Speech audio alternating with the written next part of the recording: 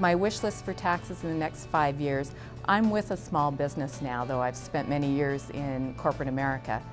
And our tax return is one ream of paper to print it for a small business. Certainly simplification has to be high on the list. Well, I think there's no question that we need significant corporate tax reform in the U.S. that is meaningful for driving growth and prosperity, and also keeps us competitive with the rest of the world. We exist in the context of a global economy, and we've got to be able to compete in that global economy. Our tax structure can either be a tool that helps us to compete or something that hurts our competitive position. Well, I have rather strong opinions about taxes.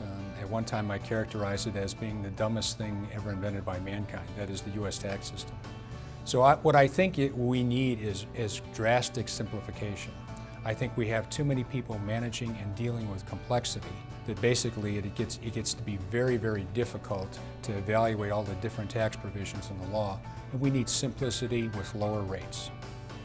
Now, as a CPA myself, somebody who has been involved in taxes both as a public accountant and then in the corporate world, I've seen many opportunities for improvement. The biggest that I see right now is not so much at the federal level, it's the challenges we face in taxation at the state level as a business. We are increasingly bearing a large share of the state budget deficits that are right now almost going on through probably most of the 50 states. So we're facing higher sales taxes, higher employment taxes, higher corporate income taxes, personal property taxes, and all of that is a significant burden for companies that are trying to grow their business, trying to expand payrolls. A simplification of our taxes at both the state and federal level. I'd like to see the rates reduced for corporations. Right now, the top corporate income tax rate, I believe, is 35% at the federal level. So it'd be 1 out of every 3 profit dollars would go to federal taxes.